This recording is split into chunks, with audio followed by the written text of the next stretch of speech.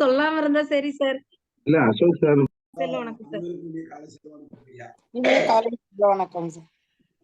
இல்ல எப்பெல்லாம் வீடியோ இல்லாம இருக்குன்னு கொஞ்சம் சொன்னீங்கன்னா அப்பெல்லாம் கொஞ்சம் பேசிக்குவேன்.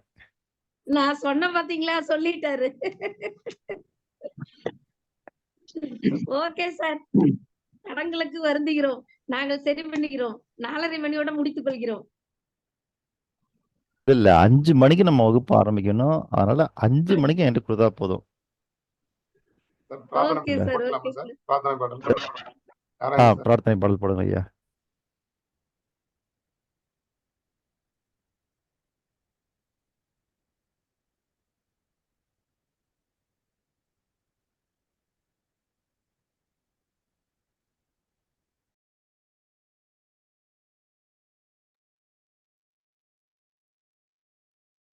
மீண்டும் அனைவருக்கும் இனிய காலை செல்வ வணக்கம். கலைச்செல்வன் ஐயா இருக்கீங்களா? கலைச்செல்வன் ஐயா இந்த 3 நாள் தொடர்ந்து பிரசன்ட் தானே நீங்க? ஆமா ஆமா பிரசன்ட் தான். 11, 12, 13. ஓகே. அருணகிரி ஐயா present. வேலுமுதன் sir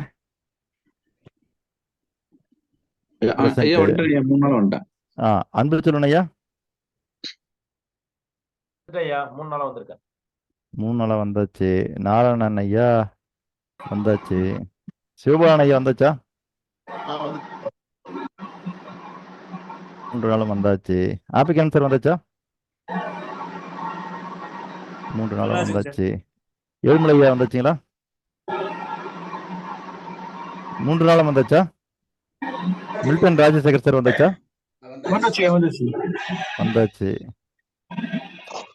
major Narayan sir வந்தாச்சுங்களா? 3 நாளும் வந்தாச்சு. திலகம் வந்தாச்சா? சார் எஸ் சார், 3 நாள் வந்தாச்சு சார். ஓம்குமார் சார் வந்துட்டாரா? ஓம்குமார் சார் வரல போலக்குது. முதல் நாள் மட்டும் வந்தார் இல்லையா? ஃபர்ஸ்ட் டே வந்தாரு. நேத்து அன்னைக்கும் வரல. சரி, வேற யாரு வந்திருக்கிறோம்? வேற யார்? கௌதம் ஐயா 3 நாளும் வரல. படி அதான் லட்சுமி இருக்கிறேன் சார். நான் நேத்து இன்னைக்கு வந்திருக்கேன். இல்ல நீங்க எங்களுக்கு சீஃப் கெஸ்ட் தான். அதாவது நாங்க உங்களை ஸ்டூடெண்ட்ல நாங்க சேர்த்துக்கல. இப்போ சீஃப் கெஸ்ட் எப்போ வேணாலும் வரலாம், எப்போ வேணாலும் போகலாம்.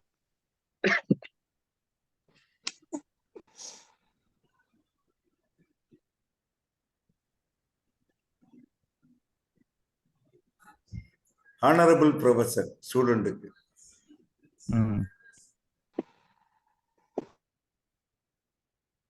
ஓகே, நன்றி.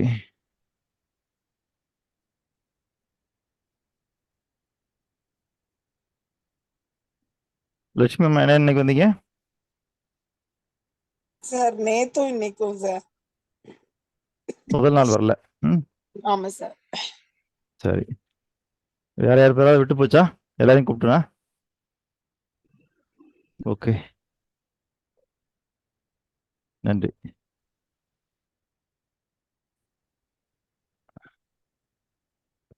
அருணகிரி அப்படியே வீடியோல முழுகிட்டாருன்னு நினைக்கிறேன். சரி, இயற்கை இயற்கை என்பதை பார்த்து வருகிறோம். நெருப்பு பத்தி நீங்க என்ன நினைக்கிறீங்க? நெருப்பு இயற்கையானது தானே? இயற்கையானது தானே ஐயா. சரி, அது வாழ்க்கையில நமக்கு நிறைய வழிகள்ல பயன்படுது. நெருப்பு பத்தி என்ன நினைக்கிறீங்க அருணகிரி சார்? ஒரு ட்ரையாங்கிள் மாதிரி போட்டோம்னா ஒரு மெட்டீரியல், ஆக்சிஜன், ஹீட், இது 3 இருந்தாதான் நெருப்பு. சரி, ஓகே. ஏழுமலையா? அது மனித குலத்துக்கு தேவையானது, காற்றில் பரவக்கூடியது. நன்றிங்கய்யா. Major Narayanan sir? மோசமான எஜமான் சிறப்பான வேலைக்காரன் சொல்லுவாங்க. சரிங்கய்யா. Milton Rajasekar sir? எனக்கு கேள்வி கொஞ்சம் சொல்லுங்க சார் மறுபடியும். நெருப்பை பற்றி நீங்கள் என்ன நினைக்கிறீர்கள்? சார் நெருப்பை பற்றி நீங்கள் என்ன நினைக்கின்றீர்கள்? தட் இஸ், அதான் ரொம்ப வாழ்க்கையில முதலில் கண்டுபிடிக்கப்பட்ட ஒரு கண்டுபிடிப்பு நினைக்கிறேன். அது தொடர்ந்து நம்முள்ளும் வெளியேயும், உள்ளேயும் வெளியேயும், அகமும் புறம், அகப்புறமும் இருக்கிறதுன்னு நினைக்கிறேன். நன்றிங்க. Rich Narayan sir. நெருப்பு தான் உலகத்துல முதல்ல வந்திருக்கும்னு எனக்கு. வெப்பம் இல்லாம வாழ்க்கை இல்லை. நெருப்பு நன்றிங்க. தன்னையும் சுத்தப்படுத்தும், மித்ததையும் சுத்தப்படுத்தும் நினைக்கிறேன். நன்றி. வேலுமதன் சார். ஐயா, நெருப்பு தான் ஒரு பவர்ஃபுல்லான இயற்கை சக்தி. அதை சரியாக பயன்படுத்தினால் சரி, தவறாக பயன்படுத்தினால் தவறு. நன்றி. நன்றிங்க. கலைச்சலன் சார். நெருப்பு வாழவும் வைக்கும், வீழவும் வைக்கும். நன்றிங்க. அன்பு செல்வன் சார். இயற்கையின் மிக பிரம்மாண்டமான சக்தி. அதாவது ஆக்கவும் முடியும், அழிக்கவும் வைக்க முடியும். நன்றிங்க. வெற்றி திலகம்மா. சார் நம்ம வாழ்க்கையில ஒரு முக்கிய அங்கமா வகிக்குது சார். நெருப்பு இருந்தா சார் நன்றிங்கம்மா. எல்லா வேலையும் செய்ய முடியுது. ஆபிகரன் சார். அன்பான உற்சாகமான மகிழ்ச்சியான காலை வணக்கம் சார். சார், நெருப்பு தான் எல்லாத்துக்குமே முதல் ஆதாரம் சார். சரி. சிவபாலன் சார். நெருப்பு வந்து இயற்கையாகவும் இருக்கு, நம்ம செயற்கையாகவும் அதை கொண்டு வர முடியும். நன்றிங்க. லட்சுமி சிவலிங்கம் அம்மா. சார் பஞ்சபூதங்களில் ஒன்று. ம். நமக்கு நெருப்பு வேணும் கண்டிப்பா. அது வந்து ம். அடிப்படை தேவைகளில் ஒன்றுன்னு வச்சுக்கலாம் நெருப்பு. ஓகே. நாம் என்ன செய்ய போகிறோம் என்றால் இயற்கையை இணைத்திடுங்கள். அப்ப நெருப்பினுடைய ஒரு தன்மையை நாம் இன்று நம் மனதோடு இணைக்க போகிறோம். அந்த தன்மை என்ன என்பது யாராவது ஒருத்தர் சொல்ல முடியுமா? அந்த தன்மை என்னன்னு நான் கண்டுபிடிச்சேன் சார் ஹீட் அப்படின்னு. ஹீட். அப்ப நம்ம சூடா போறோம் இல்லையா? Burning desire sir. Burning desire. சரி. இருளை விளக்கும் சார், ஒளி. இருளை விளக்கும். சரி, நன்றி. நன்றிங்க. நம்மள தூங்க விடாது. அப்படிப்பட்ட தன்மை தான் வந்து ஃபயரோட. சரி. இன்று நாம என்ன எடுத்து நம்ம வெப்பத்துல இருந்து நம்மோட சேர்த்துக் கொள்ள போகிறோம் என்றால், அதை நெருப்பிலிருந்து நாம் எடுத்து சேர்த்துக் கொள்ள போகிறோம் என்றால், நம்முடைய ரிச் நாராயண ஐயா சொன்னார்கள், நீங்கள் பஞ்சபூதங்களில் இல்ல தூய்மையை கெடுக்க முடியாத ஒரு பூதம் எதுவென்றால் அது நெருப்பு. நெருப்பை நீங்க அசுத்தப்படுத்த முடியாது. ஒன்று. இரண்டு, நெருப்பு தன்னுடன் எதையாவது சேர்ந்தால் அதையும் சுத்தப்படுத்திவிடும். அப்போ நெருப்புக்கு இருக்கிற இந்த தன்மை உங்க மனதோடு இணைக்கப்பட வேண்டும். நீங்கள் தூய்மையானவராக இருக்க வேண்டும். உங்களுடன் யாராவது சேர்ந்தால் அவரை தூய்மையானவராக மாற்றிவிட வேண்டும்.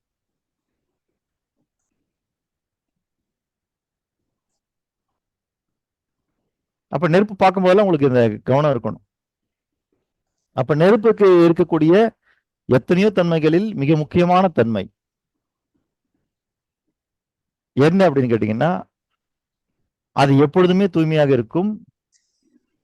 அதை நீங்க எந்த பொருள் கொண்டு நீங்க என்ன பண்ண முடியாது, அசுத்தப்படுத்த முடியாது நெருப்பை. அதே போல எந்த பொருள் அது கூட சேர்ந்தாலும் அதனுடைய அசுத்தத்தையும் நீக்கிவிடும். அப்பேற்பட்ட தன்மை கொண்டது நெருப்பு. அந்த தன்மை உங்களுடன் இணைக்கப்பட வேண்டும். அதாவது உங்க மனதோடு இணைக்கப்பட வேண்டும். அதனால சுத்தமாக இருப்பது, தூய்மையாக இருப்பது என்பது வெறும் உடல் அளவில் உண்டான தோற்றம் அல்ல. உங்கள் மனம் அப்படி இருக்க வேண்டும். நீங்க மகாராஷ்டிரா போனீங்கன்னா அங்க சனி சிக்னாப்பூர் எத்தனை பேர் போயிருக்கீங்க? சார் நான் வேலுமதன் சார் போயிருக்கீங்க, லட்சுமி அம்மா போயிருக்கீங்க. ஆமா. அந்த ஊரோட சிறப்பு என்னங்கம்மா? அங்க வந்து எந்த வீட்டுக்கும் கதவு இருக்காது. மகாலட்சுமிகளுடைய இது இருக்காதான், அதனால வேண்டி கதவு இருக்காதுன்னு சொல்லி சொன்னாங்க. மேஜர் நாராயண் சார் சொல்லுங்க சார். எல்லாத்துக்கும் பூட்டு இருக்கும், கதவு இருக்காது. அது ஓப்பன் டு ஸ்கையா இருக்கும். அந்த சனியோட விக்கிரகம் யார் வேணா வழிபடலாம், எண்ணெய் விட்டு வழிபடலாம். பணத்துக்கு வந்து மரியாதை. மகாலட்சுமி வாசம் செய்யற இடம்னு சொல்லுவாங்க மகாராஷ்டிரா. இன்றும் வந்து பணக்கார ஸ்டேட்னு சொன்னா அதுதான். இல்ல அது அது சரிங்க. நான் கேட்கறது என்னன்னா, இந்த சனி சிக்னாப்பூர்ன்ற அந்த ஊர் இருக்கு பாருங்க, அது அந்த கோயில் அமைந்திருக்கக்கூடிய இடத்திலிருந்து 3 கிலோமீட்டர் ரேடியேஷன்ல இருக்கக்கூடிய சுற்றுவட்ட பகுதிகளில் இருக்கக்கூடிய கடை, அலுவலகம், வீடுகளுக்கு கதவுகள் கிடையாது. ஏனென்றால் அவர்கள் நம்புகிறார்கள், சனி குடியிருக்கக்கூடிய ஊரிலே இங்கே திருட்டு பயம் கிடையாது என்று நம்புகிறார்கள். அப்படி யாராவது திருடிட்டு போயிட்டா கூட ஐதீகப்படி அவங்களுக்கு நடக்க வேண்டியது நடந்துரும் அப்படின்னு அவர் பெரிய நம்பிக்கை இருக்கிற காரணத்தினால அங்க என்ன பண்ணிருக்காங்கன்னா, நான் ஆச்சரியப்பட்டேன், பேங்க்குக்கே டோர் இல்ல. பேங்க் இருக்கு, பேங்க்குக்கு வாசல்ல டோர் இல்ல. எல்லாம் என்ன பண்ணா ஒரு துணி மட்டும் ஸ்கிரீன் மட்டும் போட்டு வச்சிருக்காங்க. ஆச்சரியமா இருந்தது. போய் பார்த்தா பெரிய பெரிய கடை இருக்கட்டும், சின்ன கடை இருக்கட்டும், வீடு இருக்கட்டும், பங்களாவா இருக்கட்டும், எதா இருந்தாலும் அந்த முன்னாடி நம்ம சொல்லக்கூடிய அந்த நிலைவாசல்னு சொல்லக்கூடிய அந்த கதவு இல்லை. ஆச்சரியமா இருக்குது. அது என்ன ஐதீகம்னா, சனி அங்க வாசம் செய்வதனால அந்த ஊர்ல எவனாவது கை வச்சுட்டான்னா சனியினுடைய ஆதிக்கம் வக்ர அதிகமா இருக்கும்ன்றாங்க. கண்டிப்பா அவன் அதுக்கு பிறகு நல்லா வாழ முடியாதான். அப்படி இருக்கும்போது நாம ஏன் கூட்டணும்? அப்போ எப்போ நமக்கு திருட்டு பயம் இல்லையோ அப்பொழுதே நம்ம பூட்டுவதற்கு தயாராக இல்லை. அதே போல நம்முடைய மனம் எப்படி இருக்கும்னா, எப்பொழுதுமே நீங்கள் தூய்மையாக இருந்தால் சரிங்களா, மனசுல அழுக்கு சேருமனா சேராது. ஏன்னா வள்ளுவர் சொல்வதே என்னன்னா, ஒட்டுமொத்த திருக்குறளே 3 வகையான குற்றங்கள். 1 மனக்குற்றம், 2 சொல் குற்றம், 3 செயல் குற்றம். அப்ப 3 வகையான குற்றங்கள் தான் அவர் சொல்றாரு. அதுல மனக்குற்றம் இருக்கு பாருங்க, அந்த குற்றம் தான் நமக்கு அழுக்கு. அப்போ அந்த அழுக்கை நீக்க வேண்டும் என்றால் நீங்க நெருப்பு மாதிரி இருக்கணும். சார் மனக்குற்றம், செயல் குற்றம், 3வது என்ன சார்? இல்லைங்கய்யா, முதல்ல மனக்குற்றம், 2வது சொல் குற்றம், 3வது தான் செயல் குற்றம்.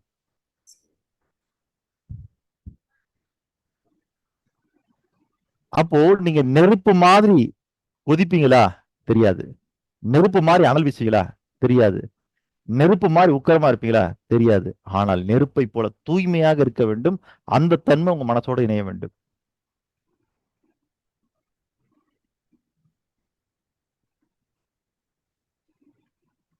சரிங்களா? பாயிண்ட் நம்பர் 1 என்ன? நெருப்பு போல நீங்கள் தூய்மையாக இருக்க வேண்டும். பாயிண்ட் நம்பர் 2, நெருப்பு கூட எதை சேர்ந்தாலும் அது தூய்மைப்படுத்திடும். அப்படிப்பட்ட மனிதராக நீங்கள் மாற வேண்டும்.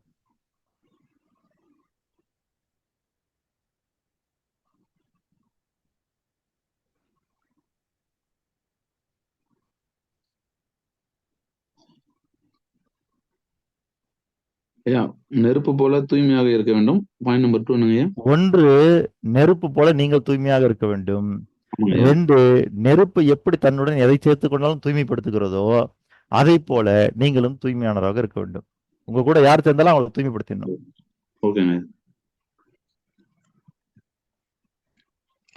நீங்க என்கிட்ட பேசுறீங்க, போன் பண்ணி பேசுறீங்கன்னா வெட்டி நியாயம் பேச முடியுமா? முடியாது.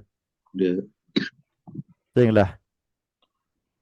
கடந்த கால வருத்தங்களை பத்தி, கவலைகளை பத்தி, சோகங்களை பத்தி பேச முடியுமா? முடியாது. அப்ப என்கிட்ட பேசுற எல்லாருக்குமே ஒரு விஷயம் தெரியும். எப்பெல்லாம் மனசுக்கு ஒரு இதம் தேவையோ, ஆறுதல் தேவையோ, அதை தாண்டி ஒரு உற்சாகம் வேண்டுமோ அப்ப பேச ஆரம்பிச்சிருவாங்க. அப்ப எவ்வளவுக்கு எவ்வளவு நம்ம நிறைய பாசிட்டிவ் பேசுறோமோ, எவ்வளவுக்கு எவ்வளவு நல்ல விஷயங்கள் பேசுறோமோ, நம்ம கிட்ட வர மக்கள் அதை மட்டும்தான் பேசுவாங்க. நீங்க அப்படிப்பட்ட நபரா மாறணும்.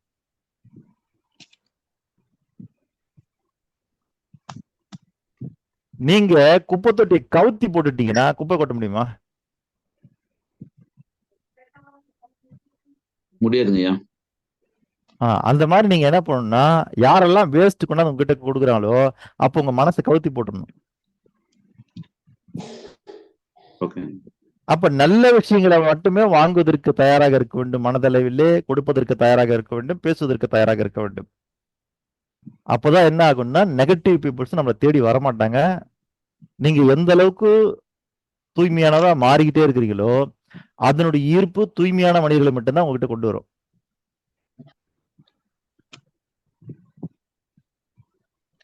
அப்போ இயற்கையினுடைய தன்மை இங்க இணைக்கப்பட வேண்டியது என்னன்னா, நெருப்புல இருக்கக்கூடிய ஒரு தன்மை இன்னைக்கு தூய்மைப்படுத்த வேண்டும்.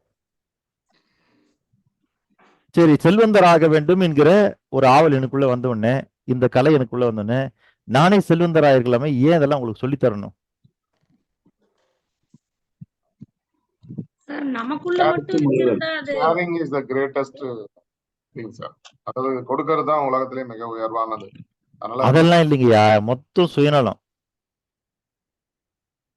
நீங்க அடுப்புல வைக்கிற ஒரு சுள்ளி இருக்கு பாருங்க, ஒரு சுள்ளி எரிஞ்சிட்டு இருந்ததுன்னா அது எப்போ வேணாலும் அணைஞ்சு போயிடும். ஒவ்வொரு சுள்ளியா வச்சுக்கிட்டு இருந்தீங்கன்னா 10 சுள்ளி பத்திருச்சுன்னா இப்போ ஒரு சுள்ளி அணைக்கிறது கஷ்டம். என்னை சுத்தி இருக்கிற மக்கள்ல ஏழ்மையாக இருந்தால் அந்த ஏழ்மை ஈர்க்கப்பட்டு நான் மீண்டும் மீண்டும் ஏழ்மையாகத்தான் மாறுவேன். என்னை சுத்தி இருக்கிற பீப்புள்லாம் நெகட்டிவா இருந்தாங்கன்னா நான் மீண்டும் மீண்டும் நெகட்டிவ் பேசி நெகட்டிவா தான் மாறுவேன்.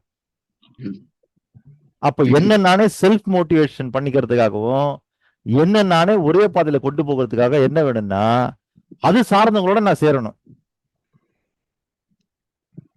புரியுதுங்களா?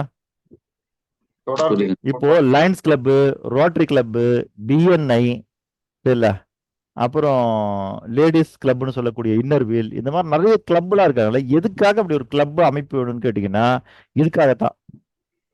நீங்க தனியா வாக்கிங் போறதுக்கும் வாக்கர்ஸ் கிளப் மூலியமா வாக்கிங் போறதுக்கும் வித்தியாசம் உண்டு.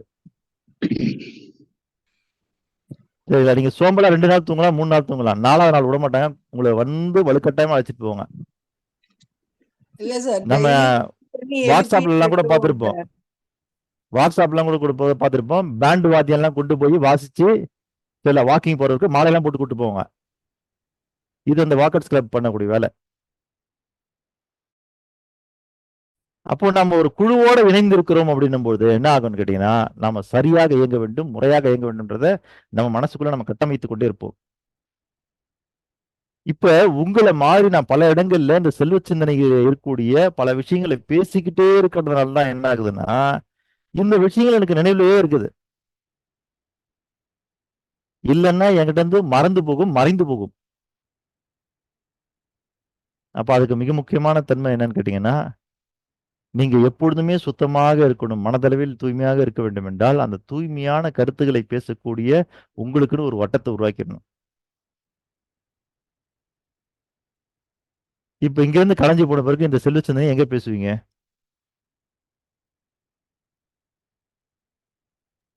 வாய்ப்பு கிடைக்கும் போது ஃப்ரெண்ட்ஸுங்க கிட்ட, யாருக்கிட்ட நீட் இருக்கு நண்பர்கள் கிட்ட பேசுவோம் சார்.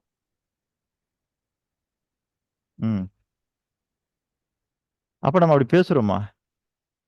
கண்டிப்பா பேசுறேங்க ஐயா. நானு எனக்கு எங்க வாய்ப்பு கிடையாது அங்கெல்லாம் யாருக்குன்னா இது ரெலவெண்டா பேசும்போது நான் அதை பத்தி பேசுவேன். இல்ல, எனக்கு என்னன்னா, நான் வரதுக்கு முன்னாடி 1 மணி நேரம் நீங்க எல்லாம் கூடுறீங்கல்ல, அப்பவே நீங்க இத பத்தி எல்லாம் பேசுறது மாதிரி தெரியல எனக்கு. அப்புறம் வெளியில போன பிறகு எப்படி பேசுவீங்கன்னு யோசிக்கிறேன்.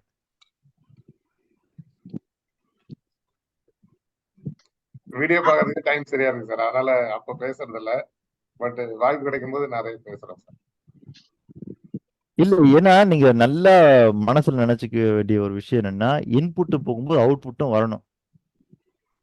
இன்புட் போகணும், அவுட்புட் வரணும். இன்புட் போகணும், அவுட்புட் வரணும். காலையில 1 மணி நேரம் இருக்குன்னு வச்சுங்க ஒரு உதாரணத்துக்கு, சரிங்களா? வீடியோ பாருங்க, ஒரு 1/2 மணி நேரம் வீடியோ பாருங்க, மீதி 1/2 மணி நேரம் அந்த வீடியோல இருக்கக்கூடிய நல்ல விஷயங்களை எடுத்து டிஸ்கஸ் பண்ணுங்க. அது எல்லாமே நம்முடைய வகுப்பு சார்ந்ததா இருக்கட்டும். 1 மணி நேரத்துக்கு வீடியோ மட்டும் உள்ள போயிட்டே இருக்கிற மாதிரி வச்சுக்காதீங்க. அவர் சீக்ரெட் மூவி போட்டிருந்தாரு காலையில, சரிங்களா? நல்ல நல்ல வீடியோல நான் இருக்கும்போது ஓட்டிடுறாரு. நீங்க வரதுக்குள்ள அந்த வீடியோ எல்லாம் முடிஞ்சு போய் அப்புறம் ஏதோ ஒண்ணு போட்டு விட்டுறாரு. சார் அவங்க ஒவ்வொருத்தரும் ஒவ்வொரு டைம்ல வராங்க சார். அதுதான் இப்ப 4 மணிக்கு ஆரம்பிக்கிறதுலாம் போக இப்ப 3:45 எனக்கு போன் அடிக்க ஆரம்பிச்சிடாரு. அவரோட இங்க அடிச்ச உடனே நான் தெரிஞ்சுக்க வேண்டியது, ஓ ஜூம் ஆன் பண்ண போடுதுன்னு. ஜூம் ஆன் பண்ணிட்டுன்னு வச்சுக்கீங்க, ஒரு நல்ல வீடியோ எனக்கு போட்டு காமிக்கிறாரு. நீங்க எல்லாம் வரதுக்குள்ள அந்த நல்ல வீடியோ முடிஞ்சிருச்சு, அப்புறம் வேற வீடியோ போட்டுறாரு. நான் யோசிச்சுட்டே இருக்கிறது, ஏன் சார் நமக்கு மட்டும் நல்ல வீடியோவா போட்டு காமிக்கிறாருன்னு. அப்போ நீங்க பந்திக்கு முந்தணும்னு சொல்லியிருக்காங்களா சார்? முதல்ல போனாதான் நல்லதெல்லாம் கிடைக்கும், பின்னாடி போனா ஒண்ணும் கிடைக்காது. அது சாப்பாட்டுக்கும் பொருந்தும், எல்லாத்துக்கும் பொருந்தும். சார் அவர் ஒரு நல்ல வேலை பண்ணிடுறாரு சார். கரெக்டா சொல்லுங்க ஐயா. எந்திரிக்க வீடியோ போடையில எனக்கு ஒரு போன் அடிச்சு விட்டுருவாரு. கரெக்டா ம். நான் அட்டன் பண்ணிடுறேன். அப்போ நாம என்ன செய்ய வேண்டும் என்றால் அருணகிரி நாம மனசளவுல ஹாப்பி கண்ணன் சார் பேசுங்க சார். இல்ல அருணகிரி சாருக்கு யார் ரொம்ப பிடிக்குதோ அவங்களை மட்டும் அன்னைக்கு கூப்பிடுவாரு, பிடிக்கலையா அன்னைக்கு கூப்பிட மாட்டாரு. இல்ல ஐயா இன்றும் எனக்கு 3-5 கிலோ போன் பண்ணிட்டேன். இல்ல அவர் மைண்டுக்கு ஒத்தாப்புல எஸ் போட்டுட்டா அவர் எஸ் ஆயிடுவாரு. அப்புறம் எனக்கு அருணகிரி கூப்பிடலையே நம்ம கிட்ட தான் இருக்கு. அவர் அருணகிரி சார் மைண்ட நீங்க கேட்ச் பண்றது நம்ம கிட்ட தான் இருக்கு. நாங்க எஸ்ஏ போட்டு தானே உட்காந்துருக்கிறோம். அருணகிரி ஐயா நீங்க சொல்லுங்க. யாரையும் எழுப்ப வேண்டாம், எல்லாரும் 4 மணிக்கு எந்திரிக்கிட்டுங்க. ஆமா. ஷார்ப்பா வரட்டும். நீங்க யாருக்கும் போன் பண்ணாதீங்க. எந்த குற்றமும் வேண்டாங்க. எல்லாம் அப்படி அவங்கவங்க போ- கரெக்டா அவங்க டைமுக்கு வந்துட்டோம். இல்ல என்னோட மேடம் அப்படி டைமுக்கு போன் 3 பண்ணாம o'clock இருந்தா set அது ஆயிடுச்சு. நடக்காது. அப்படி என்ன போன் பண்ணாம சார்? இருந்தா அது நடக்காது. கண்டிப்பா போன் பண்ணணும்.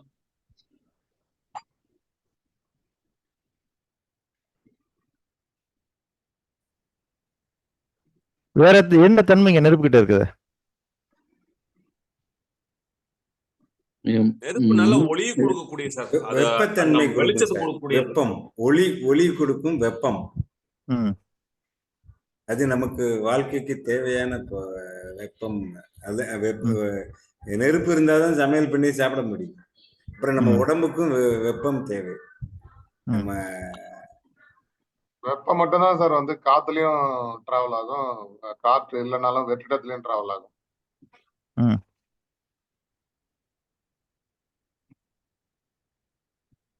வெப்பம் மட்டும் இல்லைன்னா இன்னைக்கு பூமியில வந்து உயிரினங்களே இருக்காது சார். சரி, ஓகே. மனித உடல்ல செரிமானத்துக்கு ரொம்ப முக்கியமானது நெருப்பு தான்.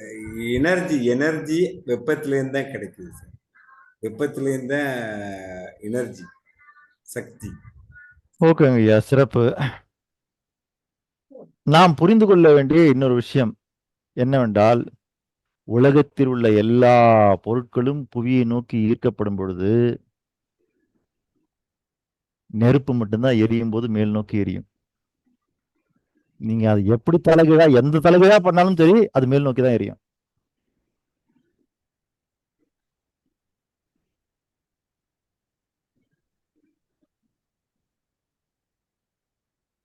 அதனால பல கவிஞர்கள் எழுதக்கூடிய அந்த கவிதை வரிகள் என்னவென்றால், நீங்கள் கீழ் நோக்கி அழுத்தினாலும் மேல் நோக்கி எரியுமாம் நெருப்பு. நீங்க நல்லா யோசிச்சு பாருங்க, நெருப்ப எப்படியாவது கீழ் நோக்கி எரிய வைக்க முடியுமா? என்ன பண்ணாலும் சரி. அப்போ இவ்வளோத்தையும் ஈர்க்கக்கூடிய இந்த பூமி நெருப்பு மட்டும் ஏன் மேல் நோக்கி எரிகிறது? யோசிச்சு பாருங்க. மேலோங்கிய எண்ணம். என்னங்கய்யா? நெருப்புக்கு மேலோங்கிய அப்ப எண்ணம் நாம இருக்கு. எப்படி இருக்கணும் நாமன்னா நம்மள எந்த எப்படி பிரச்சனை போட்டு அழுத்தினாலும் வந்தாலும் சரி, மேலோக்கி இல்ல தான் எவ்வளவு போகணும். கவலைகள் வந்தாலும் எவ்வளவு பிரச்சனைகள் வந்தாலும் நம்ம நெருப்பு மாதிரி நம்முடைய சிந்தனைகள் எப்பவுமே உயர்ந்ததாக மேல் நோக்கியதாகத்தான் இருக்க வேண்டும். சரிங்களா? பாரதிக்கு அடுத்த வேளை சாப்பாட்டுக்கு வழி இல்லைங்க. கண்ணம்மா போய் பக்கத்து வீட்டுல கடன் வாங்கிட்டு வந்து வைக்கிற அரைப்படி அரிசிய, சரி அது சமைக்கலாமே, கொஞ்சம் பருப்பு சில காய்கறிகள் வாங்கிட்டு வரலான்னு கடைக்கு போனதுதான் தப்பு. கண்ணம்மா அதுக்குள்ளே ஒரு பார்த்தாரு, அடடா இவ்வளவு அரிசி இருக்குதா, உடனே குருவி காக்கா எல்லாத்துக்கும் கூப்பிட்டு போட்டு காலி பண்ணுவாரு. கண்ணம்மா வந்து பார்த்து தலையா அடிச்சுக்கோங்க. என்னங்க நம்ம வீட்லயே ஒண்ணும் இல்ல, பசங்களை காக்கிறதுக்கு தான் நான் போய் பக்கத்துல இருந்து வாங்கிட்டு வந்து வச்சேன்னு. அவருக்கு அதை பார்த்தோன்னா காக்காய்க்கு எல்லாம் போடணும்னு தோணுச்சு, குருவிக்கு எல்லாம் போடணும்னு தோணுச்சு. போட்டது மட்டும் இல்லாம அதை கவிதையா வேற வடிச்சு வச்சுட்டாரு. காக்கை குருவி எங்கள் ஜாதி, மலையும் கடலும் எங்கள் இனம். அப்போ எல்லாத்தையும் பாக்குறாரு அவரு. கண்ணம்மா தலைவலையா அடிச்சிட்டு போகும்போது நம்ம எவ்வளவு வறுமையில இருக்கோம், எவ்வளவு கஷ்டத்துல இருக்கிறோன்னு. அதுக்கு பாரதி சொல்ற வார்த்தை, எத்தனை கோடி இன்பம் வைத்தா இறைவா. வறுமையில் இருந்த வாழ்ந்த மனிதன் சொல்லக்கூடிய ஒரு வார்த்தை என்ன, எத்தனை கோடி இன்பம் வைத்தா இறைவா. அப்போ அவ்வளவு வறுமையிலே வாழ்ந்த ஒரு மனிதன் என்ன உணர்கிறான், இந்த வாழ்க்கை பல கோடி இன்பங்களை கொண்டது. அது காரணம் என்னதுங்களா? அந்த உயர்ந்த சிந்தனை. உயர்ந்த சிந்தனை இருந்த காரணத்தினால்தான் கண்டிப்பாக இந்த நாடு என்றாவது ஒரு நாள் விடுதலை அடைந்தே தீரும் என்கிற உறுதியான திண்ணமான எண்ணம் கொண்டிருந்தான். அதனுடைய விளைவுதான் ஆடுவோமே பல்லு பாடுவோமே ஆனந்த சுதந்திரம் அடைந்து விட்டோம் என்று. எவ்வளவு பெரிய ஒரு வார்த்தை! ஆனா அவன் பாடும்போது சுதந்திரம் கிடைக்கலையே நமக்கு. அடிமைப்பட்டு கிடந்தோம். எல்லாரும் போராடிட்டு இருந்தாங்க. எல்லாரும் கஷ்டப்பட்டுட்டு இருந்தாங்க. சரிங்களா? ஆங்கிலேய ஆதிக்கத்தின் கீழே அந்த பூட்ஸ் காலில் உதப்பட்டுல தான் வந்தாங்க. அப்படி இருக்கும்போது பாரதி மட்டும் என்ன பாடுகிறான்? இதுக்கெல்லாம் என்ன காரணம்னா அந்த உயர்ந்த நோக்கம். அப்ப நெருப்பு கிட்ட இருக்கிற மிக முக்கியமான தன்மை, அதை நீங்க எப்படி போட்டு கீழே அழுத்தினாலும் அது மேல் நோக்கித்தான் செல்லும். உங்களுடைய மனோபாவமும் அப்படித்தான் இருக்க வேண்டும். ஒன்று, நீங்கள் தூய்மையாக இருக்க வேண்டும். 2, உங்களை சார்ந்தவர்களை எல்லாம் நீங்கள் தூய்மையாக்க வேண்டும். 3, அது மேல் நோக்கித்தான் எரியும். அதே போல்தான் உங்க மனம் எப்பொழுதுமே சரி. எவ்வளவு பிரச்சனை வந்தாலும் இந்த வாழ்க்கையில எனக்கு ஏதோ ஒரு நல்லது நடக்க போறா.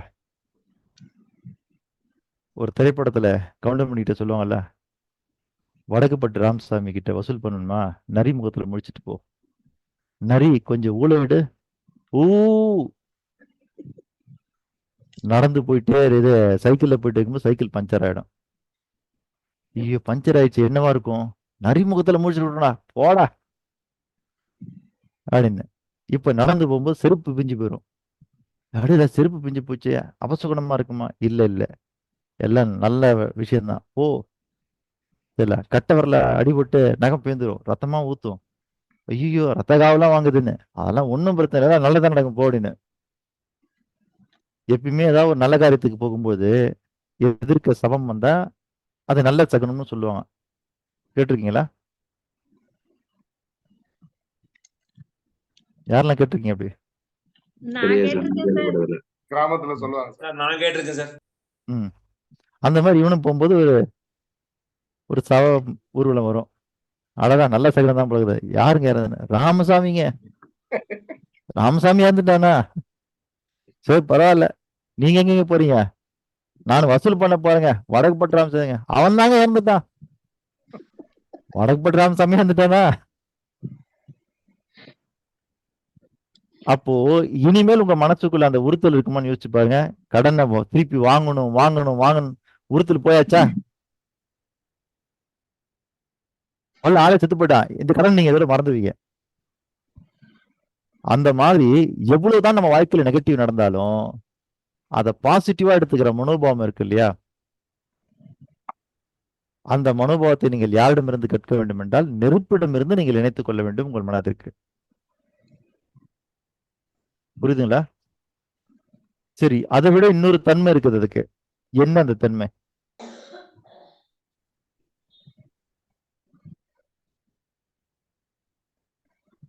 தன்னை கூட சேர்ந்தவங்களையும் அது வந்து இல்ல, அதெல்லாம் ஓகே. நெருப்பு மேல் நோக்கி எரியும் பொழுது நீங்க அந்த தன்மையை கவனித்திருக்கலாம். அதுல ஒரு தன்மை இருக்கின்றது. என்ன தன்மை சார்? ஜோதி தன்மைங்களா? ஜோதி எரியும் போது ஆனந்தமா இருக்கும், ஒரு சந்தோஷமா இருக்கும். அதாவது அதெல்லாம் உங்களுக்கு இருக்குது. அதாவது என்னன்னா, நெருப்பு எவ்வளவு எரிந்தாலும் ஒரு புள்ளியை நோக்கி அது செயல்படும். புரியுதுங்களா? அதுதான். அதாவது பூமியிலிருந்து எழக்கூடிய புகை இருக்குது இல்லையா? பூமியிலிருந்து எழக்கூடிய புகை பீ மாதிரி விரிந்து கொண்டே போகும். ஆனா நெருப்பு மட்டும் எப்படின்னா ஏ மாதிரி கூரா போகும். புரியுதுங்களா? அப்ப நீங்க எவ்வளவுக்கு எவ்வளவு நெருப்பு நீங்க பரவாயில்ல எரிச்சாலும் அது மேல் நோக்கி போக போக என்னன்னா ஒரு புள்ளியை நோக்கி தான் போகும். அது அந்த ஒரு புள்ளியை நோக்கி போகக்கூடிய காரணத்தினால்தான் அது மேல் நோக்கியே போயிட்டு இருக்குது. இப்ப மழை வானத்திலிருந்து பொழியும் போது என்ன பண்ணா பரவலா பொழியுது. புகை கிழந்து போகும்போது வி மாதிரி விரிஞ்சுக்கிட்டே போகுது. ஆனா நெருப்பு மட்டும்தான் நீங்க எவ்வளவு போட்டு எரிச்சாலும் அது ஒரு புள்ளியை நோக்கி போகும் மேல. அதே மாதிரி உங்களுடைய சிந்தனைகள், உங்களுடைய எண்ணங்கள் எல்லாம் உயர்ந்த ஒரு புள்ளியை நோக்கித்தான் போக வேண்டும். சரி, என்கிட்ட உயர்ந்த சிந்தனை ஒரு 50 இருக்கு சார் அப்படின்னா வேஸ்ட். ஒண்ணு கூட உங்களுக்கு பயன்படாது. அதற்கு பதிலாக ஒன்றை பிடித்துக் கொள்ளுங்கள். அந்த ஒரு புள்ளியில நோக்கி செயல்படுங்கள். ஏனென்றால் இதுவரை பரிணாம வளர்ச்சியில் எந்த ஒரு புள்ளியும் இன்னும் நிறைவு பெறவில்லை. ஒரு நீங்க குண்டூசி எடுத்துக்கிட்டீங்கன்னா கூட சரி, நீங்க சார் குண்டூசியினுடைய வடிவம் அவ்வளவுதானா, இதோட அதனுடைய பரிணாமம் முடிஞ்சு போச்சுன்னா இல்ல, குண்டூசிலேயே நிறைய டைப் வந்துட்டே இருக்குது. வெறும் ஒரு குண்டூசி சில குண்டூசியில சின்ன குண்டூசி, பெரிய குண்டூசி, அகலமான தலை வச்சது, குட்டியான தலை வச்சது, உருண்டை தலை வச்சதுன்னு குண்டூசிலேயே இன்னைக்கு நிறைய வெரைட்டி வந்துட்டே தான் இருக்குது. அப்ப பரிணாம வளர்ச்சியில ஒரு குண்டூசி கூட இன்னும் தன்னுடைய பரிணாம வளர்ச்சியில முழுமைப்படவில்லை. எல்லா பொருளும் அப்படிதான், எல்லா கருத்தும் அப்படிதான். அப்படி இருக்கும்போது நீங்கள் எதை கையில எடுத்துக்கிறீங்களோ, எந்த கருத்தையாக எடுத்துக்கிறீங்களோ, இல்ல எந்த ஒரு பொருளையாக எடுத்துக்கிறீங்களோ, அதை நீங்க எவ்வளவு பரிணாம வளர்ச்சிக்கு மேம்படுத்தினாலும் அது கடந்து போகக்கூடிய நிலைகள் இன்னும் இருந்துகிட்டே தான் இருக்குது. அதனால உங்களுக்கு 10 20 எல்லாம் வேண்டியதில்லை. ஒன்னு எடுத்து அதை எவ்வளவு ஷார்ப் பண்ண முடியுமோ ஷார்ப் பண்ணிட்டே இருங்க. இந்த தன்மையெல்லாம் தான் நீங்க என்ன பண்ணணும், நெருப்பு கிட்ட இருந்து உங்க மனசோட இணைக்க வேண்டிய விஷயம். அதான் இயற்கை இணைத்தங்கள்.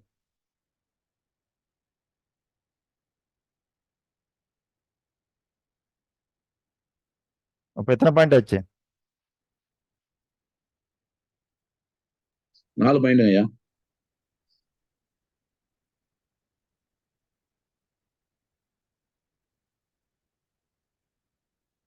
நாலு பாயிண்ட் ஆச்சா? ஆமாங்க ஐயா. இன்று நாம் பார்க்கக்கூடிய 5வது பாயிண்ட் என்னன்னா தலைமைத்துவம். நீங்க இயற்கையினுடைய மிகப்பெரிய கூர்ந்து கவனிச்சீங்கன்னா உலகத்தில் உள்ள எல்லா உயிர்களையும் எல்லா நிகழ்வுகளையும் சில இயற்கை லீட் செய்கிறது, அது வழிநடத்துகிறது. நல்லா நீங்க உத்து கவனிச்சீங்கன்னா தெரியும், உலகத்தில் உள்ள அத்தனை உயிர்களையும் அத்தனை நிகழ்வுகளையும் அத்தனை பருவகாலங்களையும் யார் லீட் பண்றதுன்னா நேச்சர் தான் லீட் பண்ணுது. அப்போ நீங்க செல்வந்தராக வேண்டும் என்றால் உங்களுக்குள்ள வர வேண்டிய ஒரு குவாலிட்டி என்னன்னா அந்த லீட் பண்ணக்கூடிய குவாலிட்டி, லீடருக்கான குவாலிட்டி, தலைமை பண்பு நீங்கள் சேர்த்துக்கொள்ள வேண்டும். ஏழைக்கும் செல்வந்தனுக்கும் இருக்கக்கூடிய மிகப்பெரிய வித்தியாசங்கள்ல ஒண்ணு என்னன்னா அந்த தலைமைத்துவம் ஏற்காதுதான். அவன் லீட் பண்றது தயாரா இல்லாதவன் எல்லாம் ஏழையாத்தான் இருப்பான். எவன் லீட் பண்றது தயாராகிறானோ அவன் தான் ஏழ்மையிலிருந்து வளமான பகுதிக்கு செல்ல முடியும். அப்போ இது நேச்சுரலா எல்லா இடத்துலயும் நடக்குது.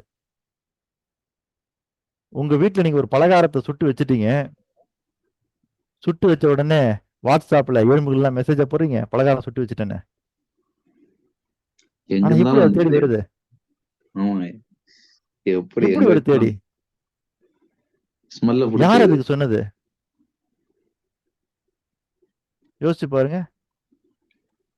எல்லாமே என்னன்னா நேச்சர் லீட் பண்ணுது அதை.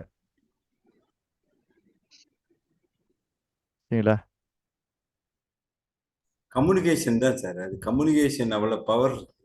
டக்கு டக்குன்னு சொல்லி ஒரு கூட்டம் கூடியிருது இல்ல இல்லைங்கயா, என்ன கம்யூனிகேஷன் யார் அது கம்யூனிகேட் பண்ணதுன்னு தான் கேக்குறேன் நானு. யாராவது கம்யூனிகேட் பண்ணணும்ல. அது இயற்கை கம்யூனிகேட் பண்ணுது. அது என்னன்னா தனியா சாப்பிடல, அதாவது பகிர்ந்து தானே சாப்பிடுது. அந்த பகிர்தல் இயற்கையோட இல்லையா, பகிர்ந்து சாப்பிடுதா இல்லையாங்கிறது கேள்வி இல்ல.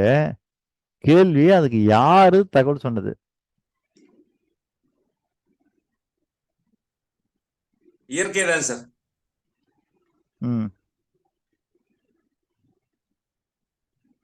சார் அதுக்கு ஒரு உதாரணம் சொல்லட்டுமா சார்? சொல்லுங்கய்யா. ராமகிருஷ்ண பரமஹம்சர் மடத்துல முதல்ல தலைவரா விவேகானந்தரை தேர்ந்தெடுக்கல, வேற ஒருத்தரை தேர்ந்தெடுக்கிறாங்க. அதே மாதிரி காட்டுக்கு சிங்கத்தை யாரும் நியமிக்கல தலைவரா. தலைமைத்துவம் தானாவே வெளிப்படும். அவங்க எங்க இருந்தாலும் தலைவராக தான் செயல்படுவாங்க. ஸோ அந்த குவாலிட்டி யார்கிட்ட வருதோ அவங்க தான் செல்வந்தர்களாக வருவாங்க அப்படின்னு. அது இன்பில்ட்டா வரும். ட்ரைட்னாலையும் கொண்டு வரலாம். அதுதான். இப்போ காட்டுக்கு ராஜாவா சிங்கத்தை நம்ம சொல்றதுக்கு என்ன காரணம்? சார் சிங்கம் வந்து ஒரு எத்தனையோ மான்கள் கூட்டத்துல ஒரு மானை வந்து இந்த மானை தான் சாப்பிடணும்னு நினைச்சா அது எவ்வளவு தூரம் போனாலும் அந்த மானை மட்டும்தான் பார்க்குமா. ஃபோக்கஸ் அது மட்டும்தான் இருக்கும். அது பக்கத்துல போற மான் கூட பார்க்காது. அது கிடைச்சா சாப்பிடுமா, இல்லைன்னா சாப்பிடாது.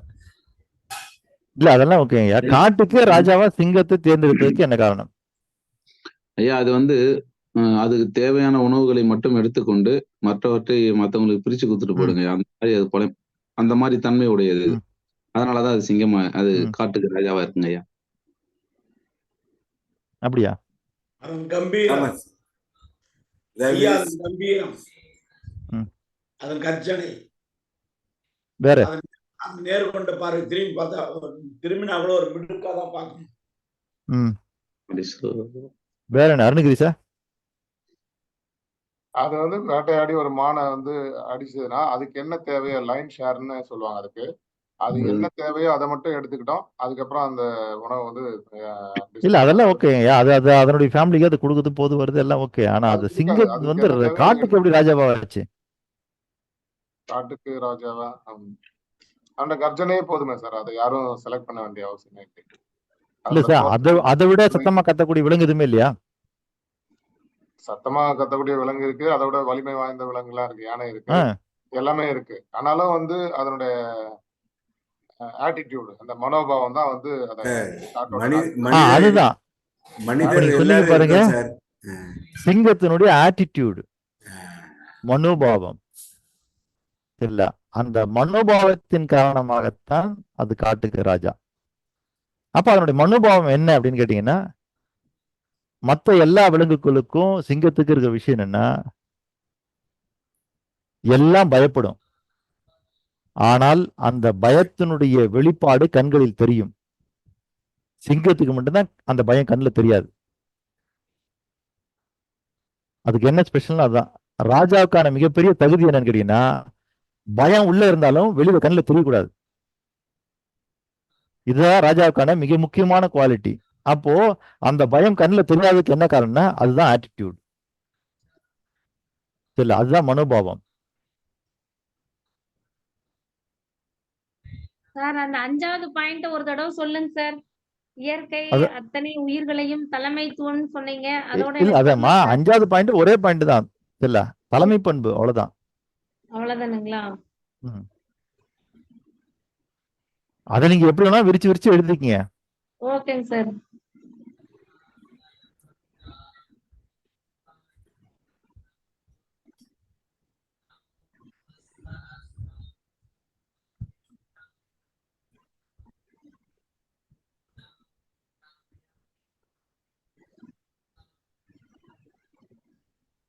இப்போ மற்ற விலங்குகள் இருக்கு பாருங்க.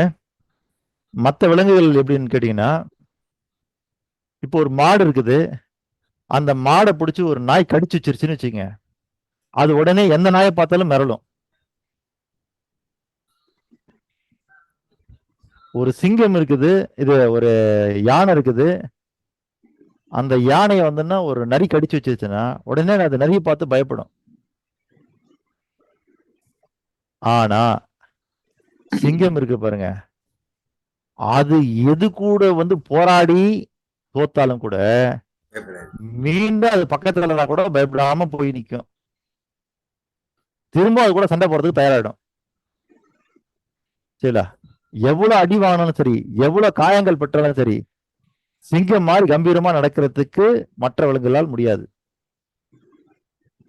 சரிங்களா? அதனாலதான் நம்ம என்ன சொல்லணும்னா, நடை கூட என்ன சொல்றோம், சிங்க நடை போட்டு சிகரத்தில் ஏறு. சிங்கத்தினுடைய நடை அப்படி இருக்கும் சார். காரணம் என்னன்னா, அந்த கம்பீரம்னு சொல்றீங்க இல்லையா, அந்த கம்பீரத்திற்கு அடிப்படையே துணிவு. சரிங்களா? அப்ப பயத்துக்கு எதிரி எதுனா துணிவு. அந்த துணிவு கொண்ட காரணத்தினால்தான், அந்த மனோபாவத்தினால்தான் சிங்கம் காட்டுக்கு ராஜா. அப்போ ஒரு அரசன் என்பவன் எப்படி இருக்கணும்னா, பணக்காரனா இருக்கணும், வலிமை கொண்டவனா இருக்கணும்லாம் இல்ல, துணிவு மிக்கவனாக இருக்க வேண்டும். சரிங்களா? அந்த துணிவு இருந்தா என்ன ஆகும், பயம் வெளியே தெரியாது. இன்னைக்கு வாழ்க்கையில ஒரு இடத்துல இருந்து அவங்களோட வாழ்க்கை அப்படி பெருசா டேர்னர் ஆகி அவங்க அப்படி மேல போறாங்க இல்லையா, அது காரணம் என்னதுங்களா? துணிச்சல். செல்வந்தர் ஆகுவதற்கு அந்த துணிவு வேண்டும். சரிங்களா? ஒரு தகவல் சார், சிங்கம் வந்து 100 தடவை இறை தேடினா 5 தடவை தான் அது வெற்றி அடைதான், மீதி 95 தடவை தோல்விதே அடைதான். ஆனா அந்த தோல்வியை கவலையே படாதான், தோந்தோன்னா அடுத்த வேட்டைக்கு ரெடியா இருக்கு. அதோட வாழ்க்கையில 100 விலங்குகளை மீட் பண்ணா 5 விலங்குகளை தான் அதை அடிக்க முடியுமா. ஆனா அது காட்டுக்கு ராஜாவா இருக்கு. ஃபெயிலியர் வந்து 95%, பாஸ் வந்து 5% தான். அதுக்கு ஒரு தன்மை, சிங்கத்தோட தன்மை.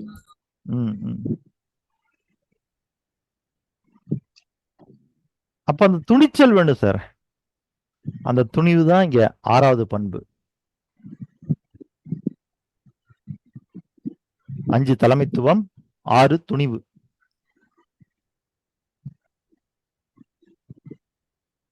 பஞ்சபூதங்கள்லயே நெருப்புக்கு இருக்கிற மாதிரியான துணிச்சல் வேற எதுக்குமே கிடையாது.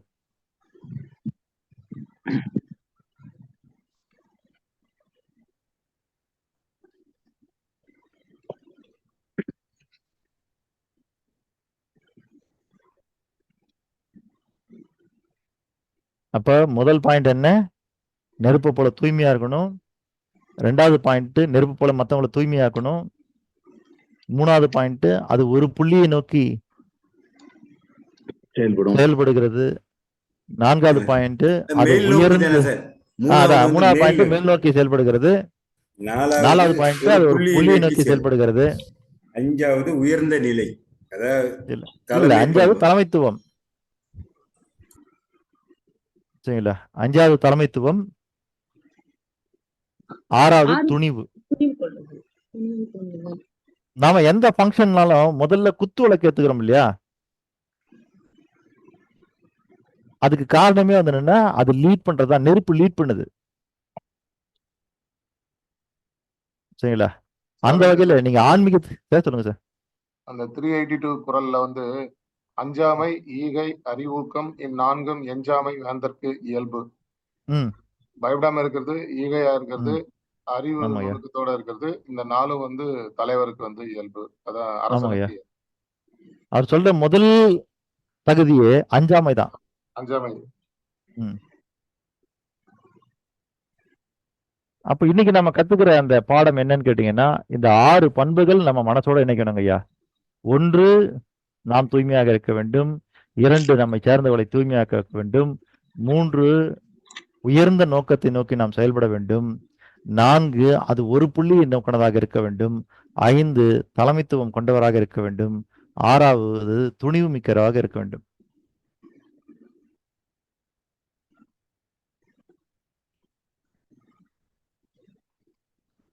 ஏன் இன்னைக்கு படிக்கிறவங்க எல்லாம் டிஎன்பிஎஸ்சி, யூபிஎஸ் இந்த மாதிரியான கோர்ஸே படிக்கிறாங்கன்னு கேட்டீங்கன்னா, பிசினஸ் மேனா இருக்கணும்னா துணிவு மிக்க அவசியம். ஏன்னா ரிஸ்க் எடுக்கிறது தயாரா இருக்கணும். படிக்கிறவங்களாம் ஏன் நல்ல ஜாபை தேடுறாங்கன்னு கேட்டீங்கன்னா, வேற ஒண்ணும் இல்லை, அவங்க ரிஸ்க் எடுக்கிறது தயாரா இல்லை. ரிஸ்க் எடுக்கிறது தயாரா இல்லாதவங்க செல்வந்தர் ஆகிறது ரொம்ப கஷ்டம். செக்யூரிட்டி சார், கவர்மெண்ட் ஜாப்ல வந்து செக்யூரிட்டி இல்ல, அதாங்க ஐயா. அப்ப ரிஸ்க் எடுக்க தயாரா இல்லைன்னு தானே அர்த்தம். அந்த செக்யூரிட்டி எதுக்கு நீங்க விரும்புறீங்க? அந்த செக்யூரிட்டியே, அந்த பாதுகாப்பு எதுக்கு விரும்புறீங்க? புரியுதுல? இப்போ நீங்க பாத்தீங்கன்னா சின்ன குழந்தைங்க ஓட்டுற சைக்கிள் இருக்கு இல்லையா, அதுல சைக்கிள்ல 2 வீல் தான் இருக்கும். ஆனா இன்னைக்கு சின்ன குழந்தைங்க ஓட்டக்கூடிய சைக்கிள்ல பின்னாடி பாத்தீங்கன்னா 2 சைட்ல 2 வீல் இருக்குது. மொத்தம் 3 வீல் இருக்கும் பின்னாடி பாத்தீங்கன்னா. அது எதுக்குன்னா கீழே விழாம பிடிச்சிக்கிறதுக்கு. ஒண்ணு இந்த பக்கம் சாஞ்சா இந்த பக்கம் இந்த வீல் பிடிச்சிக்கும், இந்த பக்கம் சாஞ்சா இந்த வீல் பிடிச்சிக்கும். பாத்துக்கீங்களா சார்? அப்படி ஓட்டக்கூடிய குழந்தைகள் இருக்கு பாருங்க, அது என்னைக்குமே சைக்கிள் பயந்துட்டு தான் ஓட்டும். புரியுதுல்ல? ஆனா இதே 2 வீல்ல ஓட்டக்கூடிய குழந்தை கீழே விழுந்து அடிபட்டு கத்துக்கிற குழந்தை இருக்கு பாருங்க, அது ஓட்டுற மாதிரி இந்த குழந்தையால ஓட்ட முடியுமா? ஓட்ட முடியாது. அப்போ நீங்க ஒரு ஜாபுக்கு போற செக்யூரிட்டி இருக்கு இல்லையா, அந்த 2 சைட்ல இருக்கிற வீல் மாதிரி. எவ்வளவு நாள் நீங்க செக்யூரிட்டியோட இருக்கிறீங்களோ, அது இல்லாம போச்சுன்னா உங்களால வாழ்றது ரொம்ப கஷ்டமாயிடும். ஆனா பிசினஸ் மேன் மட்டும்தான் ஜீரோவுக்கு போடுவான், ஜீரோல இருந்து டாப்புக்கு 100க்கு போவான், திரும்ப ஜீரோ கூட போவான். ஆனா இதே வந்து ஒரு ஜாப்ல இருக்கிறாள் முடியுமான்னா 1 மாசம் சம்பளம் வரலாலும் திணறிடுவார். அதுக்கு உதாரணமா நம்ம யாரை எடுத்துக்கலாம்னா, லாக்டவுன் டைம்ல எல்லா ஊழியர்களுக்கும் சம்பளத்தை போட்ட அடையார் ஆனந்தப்பனுடைய லைஃப் எடுத்துக்கலாம். ரிஸ்க் எடுத்து அவர் எடுத்து அவ்வளோ ரிஸ்க். ஒருவேளை இந்த லாக்டவுன் இன்னும் 2 வருஷம் போயிருந்தேன்னா அவரும் சூசைட் தான் பண்ணிக்கணும். ஏன்னா அவ்வளோப்பட்ட நிலைமை. ஆனா அந்த ரிஸ்க் எடுக்கிறதுக்கு யார் தயாராகிறான்னா ஒரு பிசினஸ் மேன் தான் தயாராகிறான்.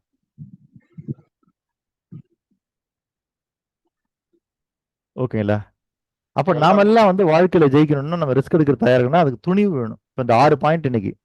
சரி, எலான் சரிங்களா? மஸ்க் அந்த ஸ்பேஸ் எக்ஸ் விண்கலம், ம். ம். அதாவது பூமியில இருந்து செவ்வாய் கிரகத்துக்கு டூர் போற அந்த ப்ராஜெக்ட் ஆமா. ரொம்ப பிக்கெஸ்ட் ரிஸ்க் எடுத்தாரு. ஒய்ஃப் டைவர்ஸ் கொடுத்துட்டு போயிட்டாங்க. எல்லா பணமும் ஆமா. போயிடுச்சு. ம். ஸோ அந்த அளவுக்கு எடுத்து இப்ப இன்னைக்கு நம்பர் 1 வந்திருக்கேன். அவ்வளவுதான். அந்த மாதிரி நீங்க யார் வாழ்க்கையில ரிஸ்க் எடுக்கிறதுக்கு தயாரா இருக்கீங்களோ அவங்க எல்லாம் எப்படி இருக்கணும்? நெருப்பு மாதிரி இருக்கணும். அப்ப நெருப்பு கிட்ட இருந்து நம்ம கத்துக்கிற மிகப்பெரிய பாடங்கள் இதெல்லாம். நேச்சர்ல இருந்து கத்துக்கிற மிகப்பெரிய பாடங்கள் இதெல்லாம். இதெல்லாம் இந்த பண்புகள் எல்லாம் இந்த தன்மைகள் எல்லாம் உங்க மனசோடு நீங்க இணைக்கப்படணும். எங்க இருந்தாலும் நீங்க லீட் பண்றது தயாராயிடணும். எங்க இருந்தாலும் நீங்க துணிச்சலோட செயல்படுவதற்கு தயாராயிடணும். சில லீடர்ஸ் சொல்லுவாங்க சார், நெருப்பு மாதிரி இருக்காங்க, அவங்கள்ட்ட போய் கிட்டக்க போறதுக்கே யோசிப்பாங்க. அதுல வந்து இந்த செல்வி இல்லைங்க, இப்போ ஜெயலலிதா அம்மா இப்போ அவங்கள்ட்ட வந்து போய் அந்த சுரங்கம் ஒன்று வேலை நடந்துட்டு இருந்தது இல்லையா? சுரங்கத்துல மாட்டிக்கிட்டாங்க இல்லையா? எத்தனை பேர் மாட்டிக்கிட்டாங்க? 40க்கு மேற்பட்டோம். 43 பேர் மாத்திட்டாங்க.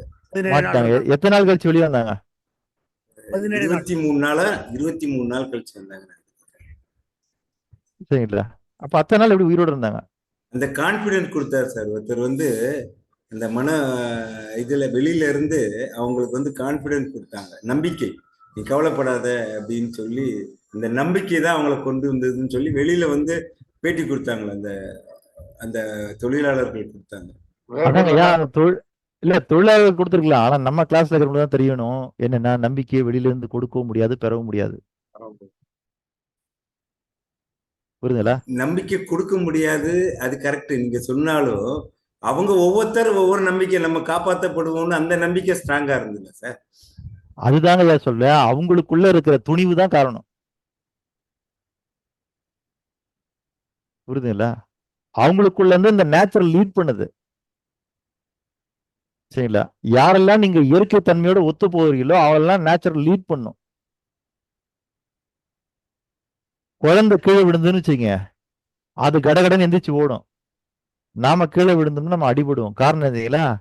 நாம புவியீர்ப்பு விசைக்கு எதிராக செயல்படுவோம். விழும்போது விழுந்துடக்கூடாதுன்னு நம்ம நினைக்கிறது, அது எதிராக செயல்படும் போது அடி அதிகமா விழும். குழந்தை விழும்போது என்னன்னா புவியீர்ப்பு விசைக்கு எதிராக செயல்படாது, அது அப்படியே விழுந்துரும். அவ்வளவுதான். சீக்ரெட் மூவியும் அதான் சொல்லுது. யாரெல்லாம் இதை இயற்கையை எதிர்க்கிறீர்களோ அது வளரும். எதிர்க்காம விட்டுட்டா அது மறைஞ்சு போகும். எது நடக்க கூடாதுன்னு நினைக்கிறோமோ அதான் நடந்துட்டே இருக்கும். திரும்ப அதுதான். இந்த உலகத்துல இருந்து ஒண்ணு நீங்க அழிக்கணும்னு ஆசைப்பட்டுட்டீங்கன்னு வச்சுங்க, இந்த உலகத்துல இருந்து ஒண்ணு அழிக்கணும்னு ஆசைப்பட்டீங்கன்னா அதுக்காக சொல்லக்கூடிய சீக்ரெட் என்னன்னு கேட்டீங்கன்னா, அதை நீங்கள் கவனிக்காமலும் பயன்படுத்தாமலும் விட்டு விட்டால் போதும், அது அழிந்து விடும். வேற ஒண்ணுமே பண்ண வேணாம். புரியுதுங்களா? நீங்க உங்களுடைய எதிரின்னு ஒருத்தர் இருக்கிறான்னு வச்சுங்க, இவன் என் எதிரி எதிரி எதிரின்னு பேசுற வரைக்கும் அவனுடைய பலம் பெருகிட்டே இருக்கும். அவனா வந்து உங்க முன்னாடி நிக்கணும். ஏங்க நான் உங்க எதிரிங்க, எனக்கு தெரியலையான்னு. நீ என் எதிரிய, எனக்கு ஞாபகமே இல்லையே, இப்படி ஒரு ஆள் இருந்தியா அப்படின்னு கேட்டுப்பாங்களேன், அவன் அதுலயே செத்துருவான். அப்ப நீங்க எதை கவனிக்காம விடுகிறீர்களோ, எதை நீங்க கண்டுக்காம விடுறீங்களோ. நரசிம்ம ராவ் விளைவுன்னு வச்சுக்கல. நரசிம்ம ராவ் எந்த ஒரு பிரச்சனை வந்தாலும் ஒரு சிரிக்கவும் மாட்டாரு, பதிலும் சொல்ல மாட்டாரு. அதுக்கப்புறம் அந்த பிரச்சனை 10 நாள்ல சால்வ் ஆயிடும். நான் இனிமேல் கிளாஸ் நடத்தும் போது ஒரு டிஸ்கிளைமர் போடணும்னு நினைக்கிறேன். இல்ல, மாணவர்களுடைய அரசியல் பேச்சுக்களுக்கெல்லாம் இங்க ஆசிரியர் பொறுப்பாகாதுன்னு. சரி, சரிங்களா ஐயா? நாம் இன்றைய நிகழ்வு பகுதிக்கு வந்துட்டோம். அப்போ விஷயம் என்ன அப்படின்னு கேட்டீங்கன்னா, இதுதான். இதெல்லாம் இயற்கையில் இருக்க தன்மை. இதெல்லாம் நம்ம மனசோட இணைக்கப்பட வேண்டும். இணைக்கப்பட்டு நம்ம அந்த மாதிரி என்ன பண்ணணும்? வாழ்க்கையில போகணும். அப்போ நாம என்ன லீட் பண்ண போறோன்றது முடிவு பண்ணுங்க. துணிச்சலா என்ன முடிவு எடுக்க போறீங்கன்றதை முடிவு பண்ணுங்க. எதை நோக்கி செல்ல போறீங்க, அந்த ஒரு புள்ளி என்னன்றதை பாருங்க. மேல் நோக்கி போகிறதுக்கான அந்த சிந்தனை என்னன்றதை பாருங்க. இல்ல, எப்பொழுதுமே தூய்மையாக எப்படி இருப்பது, நம்மை சார்ந்தவர்களை எப்படி தூய்மையாக்குவது, இதெல்லாம் நீங்க நெருப்புகிட்ட இருந்து கத்துக்கிற விஷயம். இந்த தன்மையெல்லாம் நெருப்புகிட்ட இருந்து நீங்க உங்ககிட்ட லோட் பண்ண வேண்டிய விஷயம். புரிஞ்சுங்களா ஐயா? இன்றைய பாடத்திட்டம் இவ்வளவுதான். இதை நம்ம நிறைவு செய்யலாம். லட்சுமி அம்மா, சார் ரெடி சார். நீங்க உங்க வேலையை காட்டுங்கம்மா.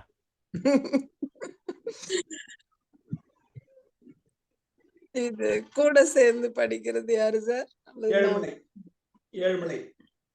சரி சார். அதே நீங்களே சூஸ் பண்ணிக்கோங்க. நீங்களே சூஸ் பண்ணிக்கோங்க. யார சொன்னாங்களோ வருவாங்க. உலக மக்களின் நன்மைக்கான கூட்டு பிரார்த்தனை. உலக மக்களின் நன்மைக்கான கூட்டு பிரார்த்தனை. உலகின் எல்லா உயிர்களையும் படைத்த உலகின் எல்லா உயிர்களையும் படைத்த சர்வ வல்லமையும் ஈடு இணையில்லா சக்திகளின் பிறப்பிடமாக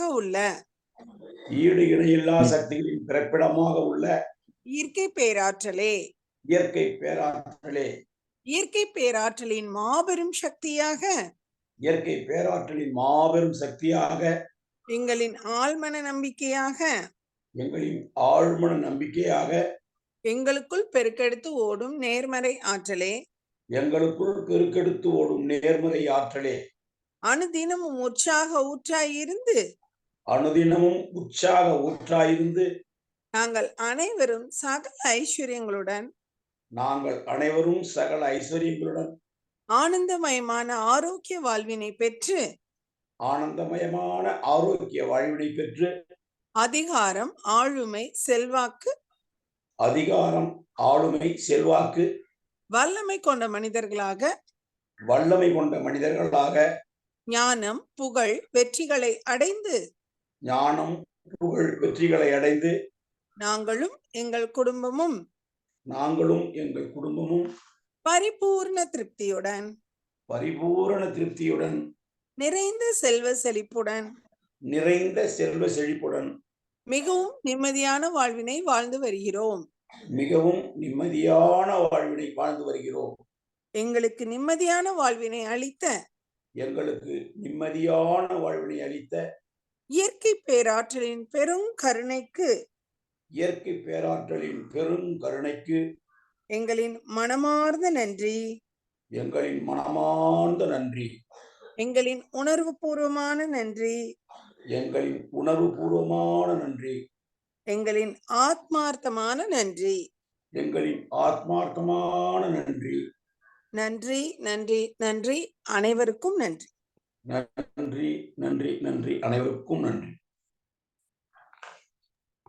நன்றிங்கய்யா, நன்றிங்கம்மா. சரி, இன்றைய பாடத்திட்டம் நிறைவு செய்யப்பட்டது. உங்களிடமிருந்து ஏதேனும் கேள்விகள், வினாக்கள், ஐயங்கள் அல்லது கருத்துக்கள் இருந்தால் கூறலாம்.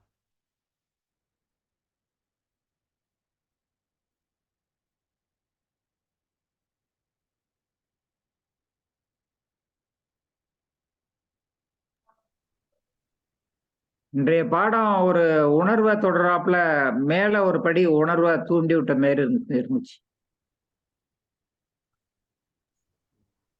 நீங்க இப்ப இன்னைக்கு நெருப்பை பத்தி தன்மையை சொல்லும் போதுதான் இந்த ஹோமம் எல்லாம் பண்ணும் போது நெருப்புல வந்து அன்னம் எல்லாம் போடுவாங்க. அப்ப நான் கேட்டேன், இதெல்லாம் எதுக்கு பண்றோம், ஏன் நெருப்புல தூக்கி போடுறோம் அப்படின்னு சொல்லும் போது, அந்த நெருப்பு ஒண்ணுதான் தன்னை சுத்தப்படுத்தும், நித்தத்தையும் சுத்தப்படுத்தும். நான் சொன்னேன் பாத்தீங்களா, அது எனக்கு ஒரு குருக்கள் சொன்னது. நம்ம ஹோமம் பண்றோம், சுதர்சன ஹோமம், அந்த ஹோமம்லாம் பண்ணும்போது அந்த அபிஷன்னு சொல்லுவாங்க, சாதம் வந்து அபிஷ், அதை போடும்போது அதுவும் பண்ணும். அதே மாதிரி மூதாயர்களுக்கு வந்து நம்ம வந்து ஹோமம் பண்ணும். அவங்களுக்கு வந்து அந்த திதி அன்னைக்கு நம்ம வந்து அன்னம் போடுறோம் பாத்தீங்களா. நெருப்பு வந்து ஒரு போஸ்ட்மேன் மாதிரி. நம்ம வந்து லெட்டர் எழுதுறோம், உங்களுக்கு லெட்டர் நான் போடுறேன்னா யார் கொண்டு வந்து கொடுக்குறா? போஸ்ட்மேன் தான் கொண்டு வந்து கொடுக்குறா. அது மாதிரி நெருப்பு ஒரு போஸ்ட்மேன் வேலை பண்ணும். அதுதான் பிரபஞ்சத்திலையும் போய் கனெக்ட் ஆகிற ஒரு தூதர் அப்படின்னு சொன்னார். அப்போ நீங்க சொன்னதெல்லாம் அதுல வந்தது. அதனால அந்த கரெக்டா சொல்ல முடிஞ்சது. நிறைய விஷயங்கள் நான் கேட்டேன் அதனால. இல்ல, நெருப்புக்கு இருக்கிற மிகப்பெரிய விஷயம் என்னன்னு கேட்டீங்கன்னா, இந்த உலகத்துல என்றுமே அழியாதது, என்றுமே அழியாததுன்னு கேட்டேன். வெளி சார் ஆற்றல். ஆற்றல், சரிங்களா? ஆற்றல் மட்டும்தான் அழிவில்லாதது. ஆனால் அந்த ஆற்றலுக்கு என்னன்னா அழிவின்மை விதின்னு ஒரு விதியை ஏற்படுத்தி வச்சிருக்கோம் நம்ம. என்ன அந்த ஆற்றல் அழிவின்மை விதினா, ஆற்றலை ஆக்கவோ அழிக்க முடியாது, ஆனால் ஒரு வகையான ஆற்றலை மற்றொரு வகையான ஆற்றலாக மாற்ற இயலும். அப்போ எனர்ஜியை நம்ம வந்து கன்வெர்ட் தான் பண்ண முடியும் இல்லையா? வேற எதுவும் பண்ண முடியாது. அப்படி அந்த எனர்ஜியை கன்வெர்ட் பண்ணக்கூடிய இடத்துல எங்க இருக்குன்னா நெருப்புல தான் இருக்குது. நெருப்பால தான் எனர்ஜியை கன்வெர்ட் பண்ண முடியும். புரியுதுல்ல? அப்ப நெருப்புக்கு என்ன மிகப்பெரிய சக்தி இருக்குன்னா, எனர்ஜியை கன்வர்ஷன் பண்ணக்கூடிய சக்தி அதுக்கு உண்டு. சரி, நீங்க எதுக்கு இதெல்லாம் தூக்கி நெருப்புல போடுறீங்கன்னா வேற ஒண்ணும் இல்ல, நீங்க போட்டது அத்தனையுமே ஒரு எனர்ஜி ப்ராடக்ட். அந்த எனர்ஜியை வேறொரு எனர்ஜியா கன்வெர்ட் பண்ணக்கூடிய சக்தி நெருப்புக்கு உண்டு. நீங்க போட்டதெல்லாம் உருப்பொருள், உருப்பொருள் எல்லாம் கருப்பொருளாக ஒரு எனர்ஜியா மாற்றக்கூடிய சக்தி எதுக்கு உண்டுன்னா நெருப்புக்கு தான் உண்டு. அதெல்லாம் தூக்கி எல்லாத்தையும் அதுல போடுறோம். புரியுதுங்களா? கிட்டத்தட்ட நீங்க அக்னி குண்டத்துல போடுறதும் உங்க இறைப்பையில போடுறதும் ஒண்ணுதான். ரெண்டுமே அக்னி குண்டம் மாதிரிதான். அங்கேயும் உஷ்ணத்தினால வெப்பத்தினால தான் எரிக்கப்படுகிறது உணவுகள். அதே மாதிரிதான் இதுவும் வேலை செய்யுது. புரியுதுங்களா? அதனால அந்த நெருப்புக்கு என்ன சக்தி இருக்குன்னு பாத்தீங்கன்னா, இந்த அழியாத ஆற்றலுக்கு பிறகு இந்த ஆற்றலை கன்வெர்ட் பண்ணக்கூடிய சக்தி நெருப்புக்கு உண்டு. அதனுடைய மிகப்பெரிய விஷயம் அதுதான். சரி, ஓகே. வேற ஏதாவது கேள்விகள்? இது பசித்தின்னு சொல்றாங்க ஐயா. என்னங்கய்யா? பசித்தி, இந்த அதுல போறதுனால அது எல்லாத்தையும் சகலமும் எரித்து கன்வெர்ட் பண்ணி சக்தியா கொடுக்குது. அதனால பசித்தி. ஆமா ஆமா ஆமா. அது கரெக்ட் தான்.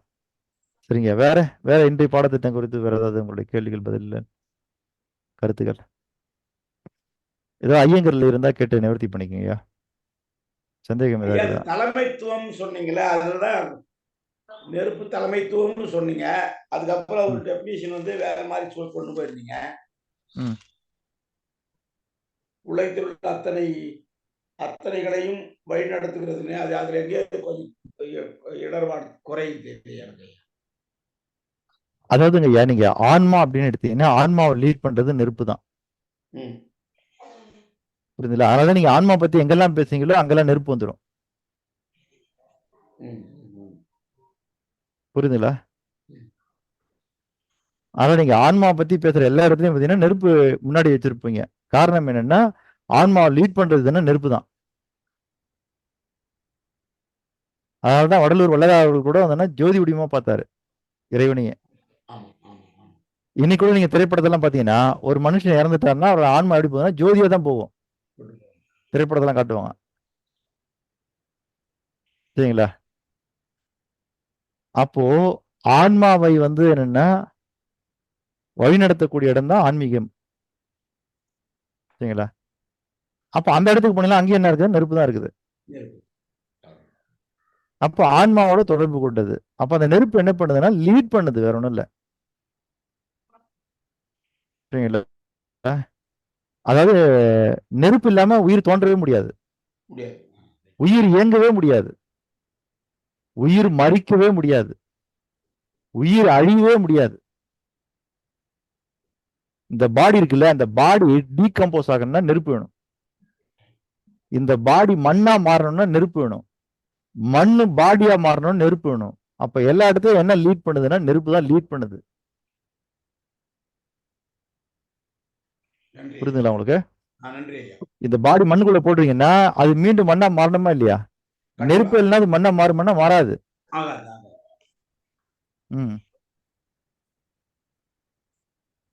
அப்ப அது மண்ணா மாறணும். அதே போல மண்ணு வந்து ஒரு காய்கறியா மாறணும், காய்கறி உணவா மாறணும், உணவு உள்ள போனோம்னா செரித்து சக்தியா மாறணும், சக்தி மீண்டும் உடலா மாறணும்னா இதுக்கெல்லாம் நெருப்பு அவசியம். சரிங்களா? அதெல்லாம் நீங்க பாத்தீங்கன்னா நாம வந்து இந்துக்கள் கோயில்ல நம்ம வந்து விளக்கேத்துறோம், அதே வந்து கிறிஸ்தவத்துல அவங்க மெழுகுவர்த்தியா ஏத்துறாங்க. இஸ்லாமியத்துல அந்த மாதிரி ஏதாவது உண்டா? ஊதுவத்தி மட்டும்தான் நெருப்பு. வேற? அவ்வளவுதாங்க, ஊதுவத்தி தான் பார்த்தேன். அவங்க தான் பத்தி கொளுத்துவாங்க சார். அந்த மாஸ்ல அந்த இதுல தர்கான்னு சொல்ற இடத்துல வந்து அந்த அவங்களும் நெருப்பு வந்து யுனிவர்சல். அது வந்து யாரும் தேவையில்லைன்னு சொல்ல மாட்டாங்க. எல்லாத்துலயுமே இல்லையா?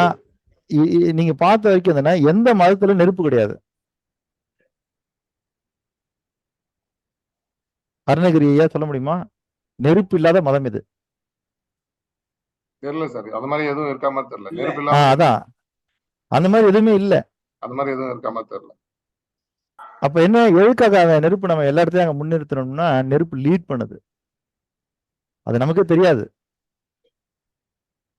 இல்ல 0 டிகிரி அப்படின்றது என்னது?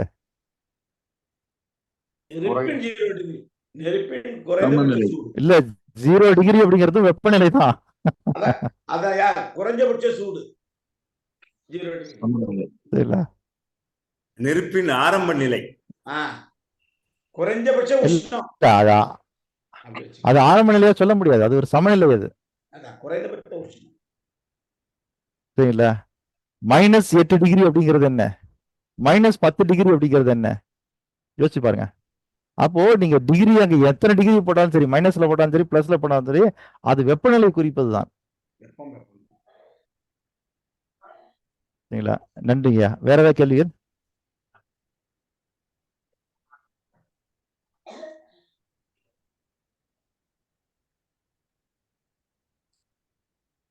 வேற எதுவும் இல்லையா? சரி, நிறைவு செய்யலாம். மீண்டும் நாளை காலை 5 மணிக்கு சந்திப்போம் என்று கூறிக்கொண்டு விடைபெறுகிறேன். நன்றி, வணக்கம்.